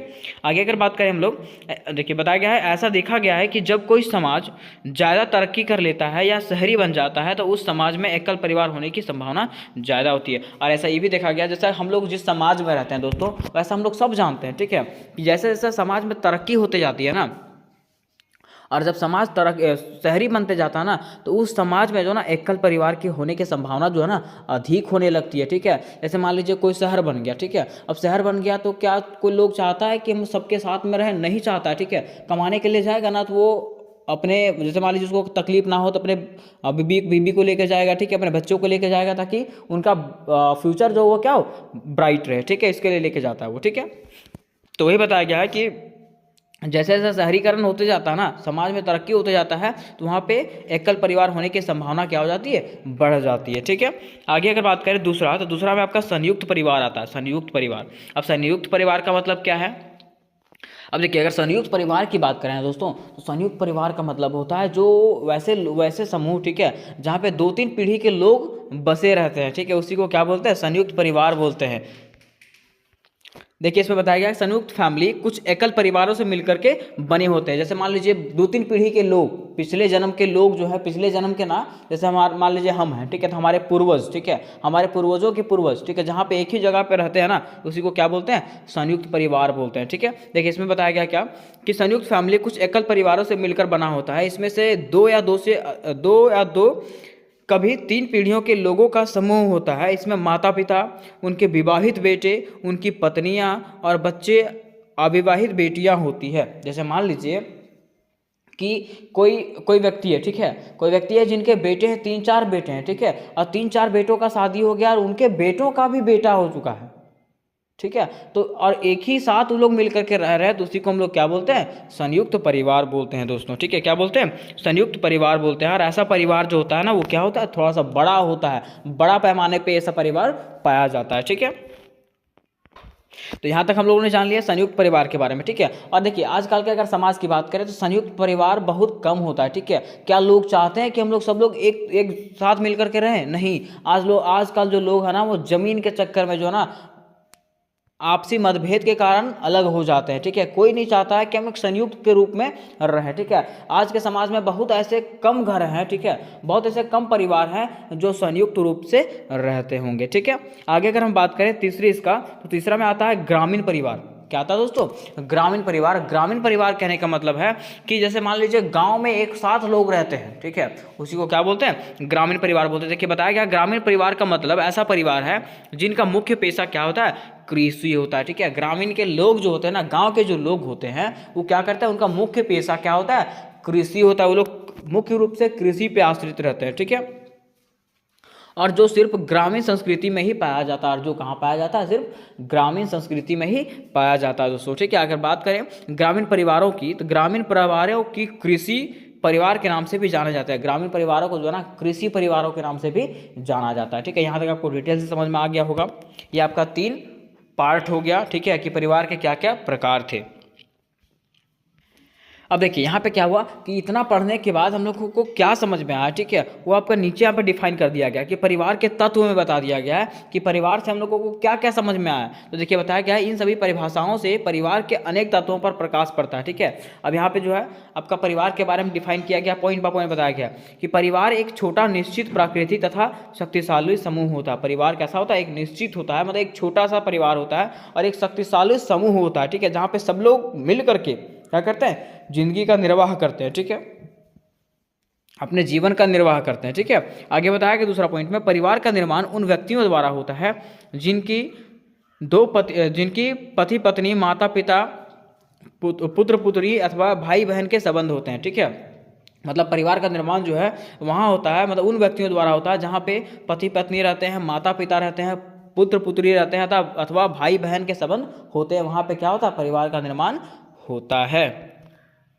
अब देखिए अगला पॉइंट बताया गया है कि यह वह समूह होता है जिसमें बच्चों के जन्म और पालन पोषण की व्यवस्था होती है। मतलब परिवार वह समूह होता है दोस्तों जहाँ पे बच्चों का जन्म और पालन पोषण की व्यवस्था होती है उसको क्या बोलते हैं, परिवार बोलते हैं। ठीक है, उसके साथ साथ एक और पॉइंट में आपको बताया गया है कि परिवार का आकार छोटा और बड़ा दोनों प्रकार का हो सकता है। जैसे आपको बताया गया था प्रकार में, परिवार का प्रकार में, ठीक है, कि परिवार जो है ना छोटा और बड़ा दोनों हो सकता है। संयुक्त परिवार भी हो सकता है, ठीक है, और एकल परिवार भी हो सकता है, ठीक है, जहाँ पे लोग अकेले भी रह सकते हैं और मिलजुल के भी रह सकते हैं। ठीक है, लेकिन वर्तमान औद्योगिक युग में अधिकांश परिवार जो है छोटे आकार के पाए जाते हैं। लेकिन अभी का जो युग है, अभी का जो जमाने में लोग जी रहे हैं ना, उस जमाने में एकल परिवार के लोग ज़्यादा निवास करते हैं। ठीक है, यहाँ तक आपको समझ में आ गया होगा कि परिवार क्या है, परिवार के क्या क्या मुख्य तत्व थे। ठीक है, ये आपको डिटेल से समझ में आ गया होगा। ठीक है, अब हम लोग का एक पॉइंट बच गया, अब वो पॉइंट को हम लोग अभी से बढ़िया से डील कर लेते हैं। ठीक, वो पॉइंट क्या छूट गया आपका, कि परिवार के क्या क्या विशेषताएं हैं। क्वेश्चन क्या है दोस्तों, कि परिवार की क्या क्या विशेषताएं हैं। क्वेश्चन आपको बोला गया था कि परिवार के विशेषताओं का उल्लेख करें। ठीक है, तो उसको भी हम लोग जान लेते हैं। देखिए दोस्तों, अगर हम लोग बात करते हैं इसके विशेषताओं के बारे में, ठीक है, परिवार के विशेषताओं के बारे में, तो यहाँ पे मैंने बना के रखा था, लेकिन कुछ त्रुटि होने के कारण ये कट गया। ठीक है, लेकिन मैं आपको बता देता हूँ, ऐसे मैं बोल करके बता देता हूँ ताकि आप लोगों के माइंड में वो सेट हो जाए। ठीक है, देखिए अगर परिवार की विशेषताओं की बात करें तो पहला इसका विशेषता क्या हो जाएगा कि यहाँ के जो लोग हैं, परिवार में जो लोग रहते हैं, ठीक है, वो क्या करते हैं, एक दूसरे के साथ मिल करके रहते हैं। ठीक है, तथा उसके साथ साथ आपको क्या करते हैं, अगर मान लीजिए अगर आपको किसी प्रकार का प्रॉब्लम होता है, किसी तरह का दिक्कत होता है, तो वो एक साथ मिलकर के आपके प्रॉब्लम को सॉल्व करेंगे। ठीक है, तो ये इसका पहला विशेषता हो गया। ठीक है, अगर दूसरे विशेषता की बात करें, परिवार के दूसरे विशेषता की बात करें, तो ये क्या करता है, हमारे समाज को चलाने में क्या करता है, ये कार्यरत रहता है। क्यों, जैसे मान लीजिए अगर परिवार नहीं रहता, ठीक है, तो क्या हमारे देश का विकास हो पाता, नहीं हो पाता, हमारी पीढ़ियां बढ़ पाती, नहीं बढ़ पाती। ठीक है, ये कैसे संभव है, तो हमारे परिवार से ही संभव है। ठीक है, अगर परिवार के लोग हैं तभी हमारी आगे पीढ़ियां जो है आगे बढ़ पाएगी, नहीं तो ये यहीं पे रुक जाएंगी। ठीक है, अगर तीसरी बात करें दोस्तों, परिवार की विशेषताओं की तीसरी बात करें, तो परिवार जो है ना ऐसा संस्था होता है ना जो क्या करता है, आपको हर एक प्रॉब्लम से निकालता है। ठीक है, और वो क्या करता है, जैसे परिवार का जो मुख्य अतिथि होता है, अतिथि का मतलब मुख्य जो मुखिया जो होता है, ठीक है, वो क्या करता है, आपको हर एक प्रॉब्लम से क्या करता है, बचा करके रखता है। वो कुछ भी करेगा लेकिन आपको कभी भी तकलीफ नहीं होने देगा। ठीक है, ऐसा परिवार होता है। तो परिवार के बारे में आप लोग खुद से भी लिख सकते हैं कि परिवार की क्या क्या विशेषताएं हैं। ठीक है, तो यहाँ तक हम लोग जान गए कि परिवार क्या होता है, परिवार की क्या क्या परिभाषाएं हैं। ठीक है, उसके साथ साथ उसका क्या क्या महत्व है और इसकी क्या क्या विशेषताएं हैं। तो मैं उम्मीद करता हूं दोस्तों कि आप लोग को ये डिटेल से समझ में आ गया होगा, और अगर ये डिटेल से समझ में आ गया होगा तो कमेंट बॉक्स में जरूर अपना राय जरूर दें। तो क्वेश्चन आपका क्या रहेगा दोस्तों, सामाजिक समूह से आप क्या समझते हैं। क्वेश्चन क्या रहेगा कि सामाजिक समूह से आप क्या समझते हैं और इसकी विशेषताओं और प्रकारों का वर्णन करें। ठीक है, इस प्रकार का आपका क्वेश्चन रहेगा दोस्तों। ठीक है, ये आपका क्वेश्चन आपका फ्रंट में दिया हुआ है। ठीक है, लेकिन ये क्वेश्चन जो है ना आपको घुमा फिरा के दूसरा तरीके से भी पूछा जा सकता है। ठीक है, तो पहले जान लेते हैं कि किस प्रकार का क्वेश्चन रहेगा, उसके बाद इसको जो ना थोड़ा सा हम लोग सिंपल भाषा में समझ लेंगे। ठीक है, तो पहले चले जानते हैं किस प्रकार का क्वेश्चन है आपका। तो देखिए दोस्तों, अगर बात करें क्वेश्चन का, ठीक है, इस प्रकार से आपका क्वेश्चन रहेगा। ठीक है, मैं छोटा करके क्वेश्चन को दिखा दे रहा हूँ। क्वेश्चन आपका इस प्रकार से रहेगा कि सामाजिक समूह को परिभाषित कीजिए, सामाजिक समूह को परिभाषित कीजिए, इसकी विशेषताओं का वर्णन कीजिए। इस प्रकार से क्वेश्चन रहेगा। या तो क्वेश्चन रह सकता है सामाजिक समूह की अवधारणाओं को समझाइए। ठीक है, ये क्वेश्चन रह सकता है, या तो अथवा में दे सकता है कि सामाजिक समूह क्या है, सामाजिक समूह को परिभाषित कीजिए, अथवा सामाजिक समूह से आप क्या समझते हैं, इसकी प्रकृति का वर्णन कीजिए। इस प्रकार से आपको क्वेश्चन दिया रहेगा।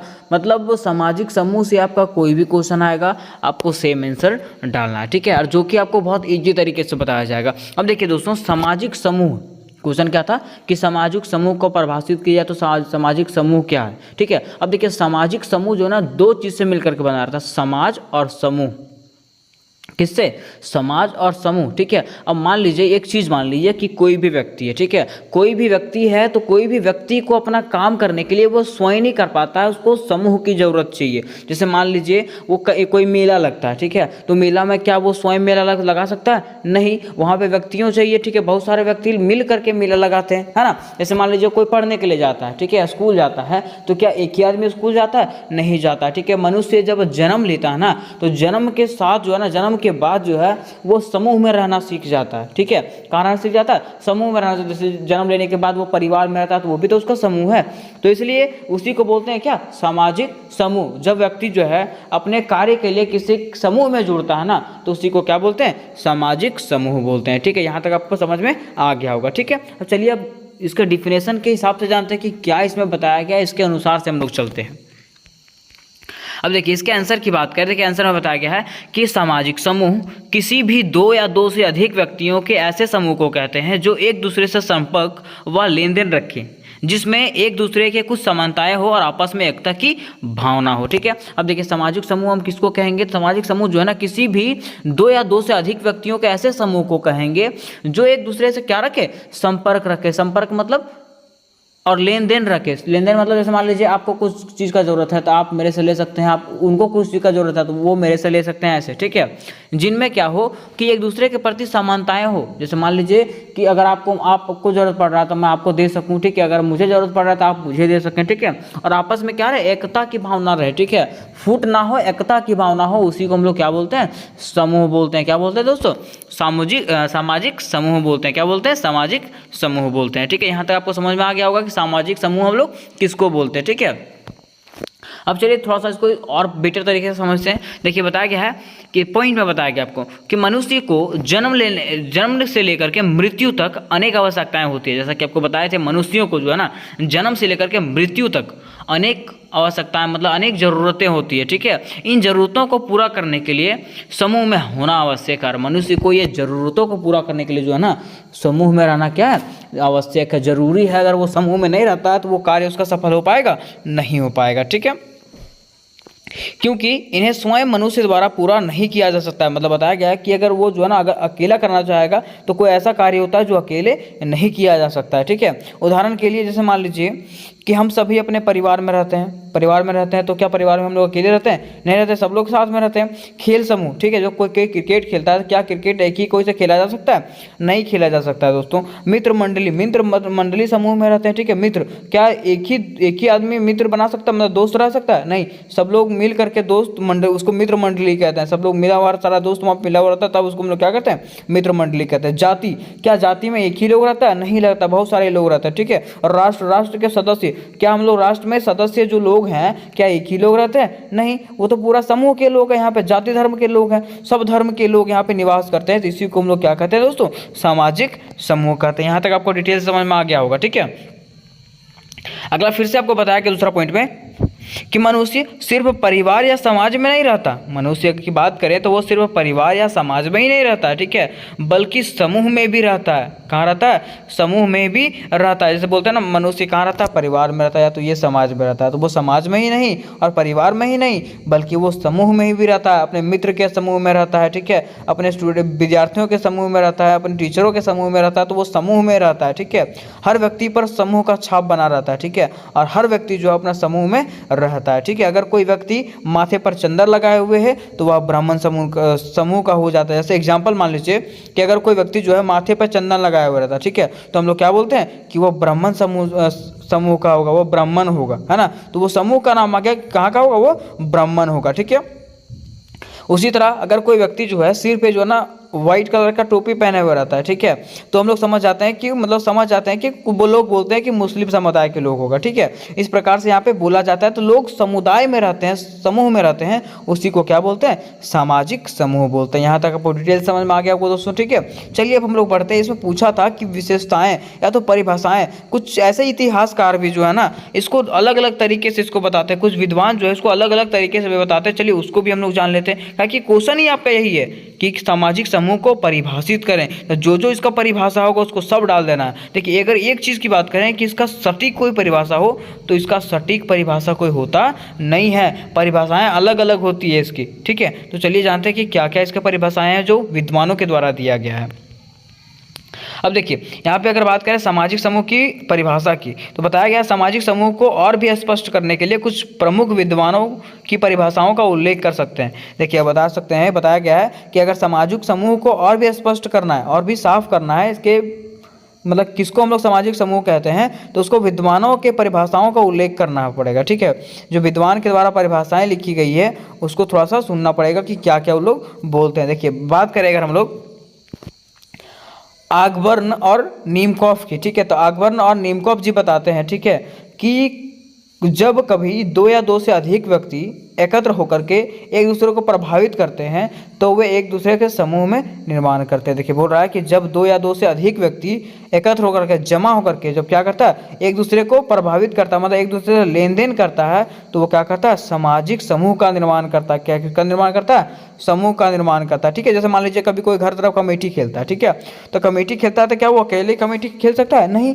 उसको समूह का लोगों को जरूरत पड़ेगा, है ना, तो उसी को क्या बोलते हैं, सामाजिक समूह बोलते हैं। ठीक है, आगे दूसरा पॉइंट में जो है बोगार्डर्स ई एस जो है वो बताते हैं, ठीक है, कि एक सामाजिक दो या दो से अधिक व्यक्तियों का संग्रह होता है। एक सामाजिक समूह जो होता है ना, वो दो या दो से अधिक व्यक्तियों का क्या होता है, संग्रह होता है। क्या होता है दोस्तों, दो या दो से अधिक व्यक्तियों का ही वो संग्रह होता है। ठीक है, जिनका कुछ समान उद्देश्य होता है, जिनका उद्देश्य क्या होता है, कुछ समान होता है। जैसे मान लीजिए कोई व्यक्ति है, ठीक है, जो कहीं काम करने के लिए जा रहा है, कोई समूह में जा रहे हैं, तो क्या उनका उद्देश्य तो एक ही होगा, एक दूसरे को उत्तेजित करते हैं और वो जो है ना उसको कार्य को करने के लिए क्या करते हैं, उत्तेजित करते हैं। ठीक है, समान भक्ति रखते हैं और समान क्रियाओं में भाग लेते हैं, मतलब समान तरह का भक्ति रखेंगे, भक्ति मतलब वो कार्य करना है तो करना है, और समान क्रियाओं में भाग लेते हैं और एक ही तरह का काम में क्या करते हैं वो लोग भाग लेते हैं। उसी को क्या बोलते हैं, सामाजिक समूह बोलते हैं। क्या बोलते हैं, सामाजिक समूह बोलते हैं। ठीक है, एक और व्यक्ति जो बताए हैं, एक और जो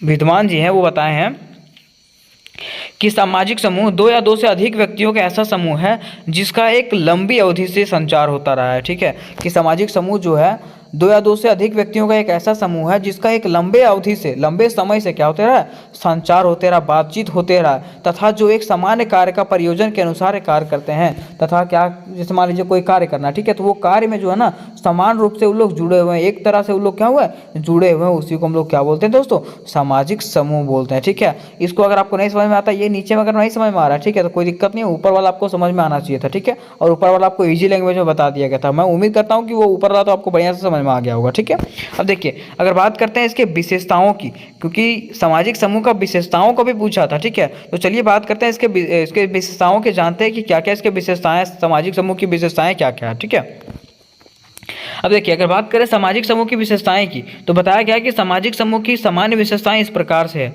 सामाजिक समूह की जो विशेषताएं हैं वो इस प्रकार से है। उसका पहला विशेषता क्या है कि एक से अधिक व्यक्तियों का संग्रह, कि सामाजिक समूह जो होता है ना उसमें एक से अधिक व्यक्तियों लोग का क्या होता है, संग्रह होता है, उसमें एक से अधिक लोग ही निवास करते रहते हैं। ठीक है, देखिए बताया गया समूह में हमेशा एक से अधिक व्यक्ति होते हैं।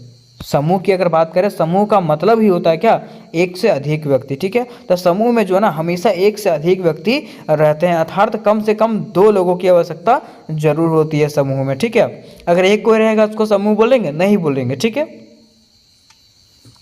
एक से अधिक व्यक्तियों रहती है तो वहाँ पे रहते हैं, तो वहाँ पे क्या बोलते हैं, उसको समूह बोलते हैं। ठीक है, जिससे किसी भी समूह की प्राथमिकता विशेषता कहा जा सकता है। उदाहरण के लिए परिवार समूह पति और पत्नी द्वारा बनता है। ठीक है, जैसे मान लीजिए उदाहरण के लिए अगर बोलेंगे कि ग्रुप किसको बोलते हैं, संग्रह किसको बोलते हैं, ठीक है, समूह किसको बोलते हैं, तो जैसे मान लीजिए परिवार में सब लोग एक साथ रहते हैं, है ना, समूह मतलब या तो बोल सकते हैं फिर हम लोग पति और पत्नी क्या एक साथ रहते हैं ना, तो वो लोग समूह बनाते हैं। ठीक है, तो ये आपका क्या हो गया, सामाजिक समूह का एक उदाहरण हो गया। ठीक है, इसमें पहला आपको बता दिएगा, पहला विशेषता बता दिए क्या। अब इसका दूसरा विशेषता है कि पारस्परिक संबंध, जैसे जो लोग सामाजिक समूह के ग्रुप में रहते हैं, ठीक है, ग्रुप में जो रहते हैं वो क्या करते हैं, आपस में जो ना पारस्परिक संबंध बना करके रखते हैं। क्या रखते हैं, संबंध बना करके रखते हैं। ठीक है, बताया गया है कि मनुष्यों के किसी भी संग्रह को समूह के रूप में नहीं माना जा सकता। मनुष्य का कोई भी संग्रह अगर होगा तो उसको हम लोग समूह के रूप में मान लेंगे क्या, नहीं मान लेंगे। ठीक है, नहीं मानेंगे। ठीक है, समूह के सदस्यों के बीच में आपसी संबंध भी होना चाहिए। जैसे मान लीजिए कोई समूह में जो व्यक्ति है, ठीक है, तो उसके बीच में क्या होना चाहिए, संबंध भी होना चाहिए। ठीक है, वास्तव में यह सामाजिक संबंध ही समूह है। अगर वास्तव में बोले तो सामाजिक संबंध ही क्या है, ये समूह कहलाता है। ठीक है, लोगों के बीच में जो संबंध होता है उसी को हम लोग क्या बोलते हैं, समूह बोलते हैं। ठीक है, इसलिए मेले या भीड़ को सामाजिक समूह नहीं कहा जा सकता। इसलिए जब मेले की बात हो, ठीक है, तो उसको सामाजिक समूह कहेंगे क्या? नहीं कहेंगे, ठीक है। क्या कि वहाँ पे जो लोग हैं, ठीक है, तो क्या वो एक दूसरे को जानता है? नहीं जानता है ना, वहाँ पे तो अलग अलग लोग हैं, तो इसको हम लोग सामाजिक समूह कहेंगे? नहीं कहेंगे। सामाजिक समूह कब कहेंगे? जब वो एक दूसरे को जानेंगे। जैसे मान लीजिए अगर बोलेंगे क्लास में विद्यार्थियों की बात करें, ठीक है, तो विद्यार्थी लोग तो एक दूसरे के बात एक दूसरे के बारे में तो जानते हैं, वो लोग एक दूसरे को पहचानते भी है, तो उसको हम लोग सामाजिक समूह कह सकते हैं कि वो लोग समूह में रह रहे हैं, ठीक है। अगला पॉइंट की अगर बात करें तो बताया गया सामान्य हित और उद्देश्य। समान हित और उद्देश्य मतलब जो लोग सामाजिक समूह में रहते हैं उनका उद्देश्य जो है ना, उनका हित जो है वो एक ही होता है। क्या होता है? एक ही उद्देश्य से वो लोग कार्य करते हैं। जैसे कि बताया गया समूह के सदस्य समानता हित और लक्ष्य के क्रम में एक साथ रहते हैं। मतलब समूह के सदस्य जो होते हैं ना, सामान्य हित मतलब एक ही हित और एक लक्ष्य के रूप में कार्य करते हैं। फिर बताया गया कि वास्तव में कोई व्यक्ति जो है किसी सामाजिक समूह का सदस्य तभी बनता है जब उसका समान हित और उद्देश्य होता है। मतलब बताया गया है कि अगर कोई व्यक्ति जो है अगर सामाजिक समूह का सदस्य बनना चाहता है तो वो तभी बन सकता है जब उनका समान हित रहेगा और समान उद्देश्य से वो लोग कार्य करेगा तब, ठीक है। आगे बताया गया कि समूह में सभी का अपना अपना स्वार्थ होता है। जैसे समूह है, ठीक है, समूह में लोगों का अपना अपना स्वार्थ होता है, ठीक है, लेकिन यह स्वार्थ जो है समूह के सभी सदस्यों का समान होता है, ठीक है। जैसे देखिए, जैसे कोई समूह में जुड़ता है, ग्रुप में जुड़ता है, ठीक है, तो सबका अपना अपना स्वार्थ होता है, ठीक है, लेकिन स्वार्थ जो है ना आपका ग्रुप के जो मेंबर रहेंगे उनके सदस्यों के समान रहेंगे। जैसा उनका स्वार्थ रहेगा वैसा आपका भी स्वार्थ रहेगा, ठीक है। अगला पॉइंट की अगर बात करें तो अगला पॉइंट में बताया गया है कि समूह की अपनी सामाजिक संरचना होती है। आप समूह की बात करें, समूह का अपना सामाजिक संरचना होता है। जैसे मान लीजिए घर बनाते हैं तो घर का अपना फिगर होता है, घर का अपना स्ट्रक्चर होता है कि कैसे आप घर को बनाइएगा। तो वैसे समूह का जो है ना अपना सामाजिक संरचना होता है। देखिए बताया गया है कि प्रत्येक समूह की एक सामाजिक संरचना होती है। फीचर के अनुसार प्रत्येक समूह की अपनी सामाजिक संरचना होती है। उस संरचना में व्यक्तियों की स्थिति निर्धारित होती है। तो मान लीजिए कि फीचर जो है ना, फीचर एक विद्यमान है, वो बताते हैं कि प्रत्येक समूह की अपनी सामाजिक संरचना होती है। क्या होती है? सामाजिक संरचना होती है। उसके साथ बताया गया कि उस संरचना में व्यक्तियों की स्थिति निर्धारित होती है और उस संरचना में क्या व्यक्तियों के स्थिति को निर्धारित किया जाता है, ठीक है। प्रत्येक समूह में आयु, लिंग, जाति, व्यवसाय आदि के आधार पर सामाजिक स्थिरीकरण पाया जाता है, ठीक है। और प्रत्येक सदस्य को समूह में अपनी स्थिति को संबंधित भूमिका निभानी होती है, ठीक है। और जो उनका भूमिका रहता है वो भूमिका को निभाना होता है। कब? जब वो एक समूह में होते हैं तब, ठीक है। यहाँ तक आपको पॉइंट नंबर 4 तक बता दिया गया, चौथा विशेषता तक डिटेल से बता दिया गया, ठीक है। अब इसके आगे हम लोग जानते हैं। इसके बाद देखिए दोस्तों, पॉइंट नंबर 5 में बताया गया कि एकता की भावना। जो लोग सामाजिक समूह में रहते हैं उनके बीच में क्या रहना चाहिए? एकता रहना चाहिए। क्या रहना चाहिए? एकता रहना चाहिए। जैसे बताया गया है कि सामाजिक समूह के सभी सदस्य एकता और आपसी सहानुभूति की भावना से बंधे रहते हैं, ठीक है। जो लोग सामाजिक समूह के अंतर्गत रहते हैं, जो लोग समूह में रहते हैं, ठीक है, जो समूह के सदस्य रहते हैं, उन लोग क्या रहता है? उन लोग के आपसी में जो क्या रहता है? एकता बना रहता है, ठीक है। ये वो पॉइंट नंबर 5 हो गया आपका। पॉइंट नंबर 6 जानेंगे तो पॉइंट नंबर 6 क्या लिखा हुआ है? समूह आदर्श नियम।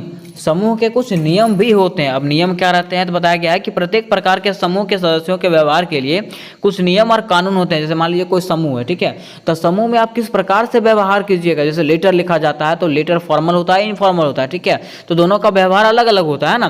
तो यहाँ पे बताया गया कि समूह आदर्श नियम, तो समूह जब है ना, समूह जब बनाया जाता है तो उसका भी कुछ नियम होता है, उसको नियम को पालन करना चाहिए, है ना, नियम को पालन करना भी पड़ता है। वही चीज़ इसमें आपको बताया गया है, ठीक है। यह आवश्यक नहीं है कि ये नियम और कानून लिखित रूप में हो, और ये बताया गया है कि ये आवश्यक नहीं है, नेसेसरी नहीं है कि वो लिखा जाएगा, कानून जो है वो नियम को लिखा जाएगा तभी उसको लोग मानेंगे, ठीक है। समूह अपेक्षा करता है कि सदस्य अपनी स्थिरता के लिए समूह के नियमों और कानूनों को ठीक से पालन करें, ठीक है। और समूह जो है ना, समूह यह चाहता है, ठीक है, जो लोग समूह बनाता है वो लोग चाहते हैं, ठीक है, कि जो भी समूह के सदस्य रहेंगे, ठीक है, वो लोग क्या करेंगे? ये समूह के नियम और कानून को ढंग से पालन करेंगे, ठीक है। यहाँ तक आपका पॉइंट नंबर 6 कंप्लीट होता है। अब पॉइंट नंबर 7 थोड़ा सा जान लेते हैं। देखिए पॉइंट नंबर 7 में बताया गया कि कार्य का विभाजन। कार्य विभाजन कहने का मतलब है जैसे मान लीजिए आप ग्रुप में है, ठीक है, कहीं आप ग्रुप में काम करने के लिए जाते हैं तो क्या एक ही काम कीजिएगा? नहीं ना, वो कार्य मतलब जैसे आप कोई कार्य कर रहे हैं तो कार्य का अलग अलग भाग आपको दिया जाएगा, ठीक है, कि आपको वो काम करना है, आपको वो काम करना है, ठीक है। तो वहीं यहाँ बताया गया है कि समूह के सभी सदस्यों को अलग अलग कार्य होते हैं, समूह के जितने भी सदस्य होते हैं सबके अलग अलग कार्य होते हैं, ठीक है, तभी समूह के उद्देश्य को प्राप्त किया जा सकता है। तभी आप समूह के जो उद्देश्य है उसको क्या कर सकते हैं? प्राप्त कर सकते हैं। जो समूह का उद्देश्य रहेगा उसको बढ़िया से आप प्राप्त कर सकते हैं, ठीक है। यानी कि समूह के सदस्य आपसी संबंधों से जुड़े हुए होते हैं। इसका मतलब यह नहीं है कि सभी सदस्य एक ही तरह का काम करते हैं, ठीक है। जैसे बताया गया कि ये हम लोग जानते हैं कि समूह के जितने भी सदस्य हैं वो आपसी संबंध से जुड़े हुए होते हैं, ठीक है। इसका मतलब ये नहीं है ना कि वे लोग एक ही कार्य करते हैं, ठीक है, वो लोग एक ही मानसिकता से कार्य करता है, ठीक है, लेकिन कार्य एक ही नहीं करता, वो लोग अलग अलग कार्य करता है। समूह के कार्यों को वो लोग सफल बनाने का प्रयास करता है, ठीक है। तो यहाँ तक हम लोग जान गए कि क्या होता है सामाजिक समूह और इसके क्या क्या विशेषताएं हैं, ठीक है। अब ये पढ़ने के बाद हम लोग को क्या समझ में आया तो वो निष्कर्ष में हम लोग थोड़ा सा जान लेते हैं, ठीक है। तो देखिए निष्कर्ष में बताया गया है कि जब दो या दो से अधिक व्यक्ति एक दूसरे को प्रभावित करते हैं तो वे एक सामाजिक समूह बनाते हैं। जब बताया गया है कि जब दो या दो से अधिक व्यक्ति क्या करता है? एक दूसरे को प्रभावित करता है ना, एक दूसरे से लेन देन करता है, तो वो क्या करता है? लेन देन करने के लिए एक सामाजिक समूह बनाता है। क्या करता है? सामाजिक समूह बनाता है। तो उसी को हम लोग क्या बोलते हैं? सामाजिक समूह बोलते हैं, ठीक है। सामाजिक समूह के सदस्यों के बीच में सामाजिक संबंध होना आवश्यक है और सामाजिक समूह के जो सदस्य होते हैं उनके बीच में क्या होना चाहिए? संबंध होना आवश्यक है। अगर वो अब एक दूसरे को नहीं समझेंगे तो क्या समूह का निर्माण होगा? नहीं होगा। क्या कि इसमें बताया गया था उदाहरण के तौर पे, अगर मेला, जैसे मेला में लोग रहते हैं, ठीक है, मेला में बहुत सारे लोग रहते हैं, लेकिन क्या सारे लोग एक दूसरे को जानते हैं? नहीं जानते हैं, ठीक है। तो वो क्या सामाजिक समूह हुआ? नहीं हुआ, ठीक है। सामाजिक समूह क्या हुआ? जहाँ पे सब लोग के साथ में आपका संबंध बना हुआ रहे और सब लोग एक दूसरे को जाने, उसी को हम लोग क्या बोलते हैं? सामाजिक समूह बोलते हैं। तो उम्मीद करते हैं दोस्तों यहाँ तक आपको डिटेल से समझ में आ गया होगा। तो मिलते हैं नेक्स्ट वीडियो में, तब तक के लिए जय हिंद, जय भारत।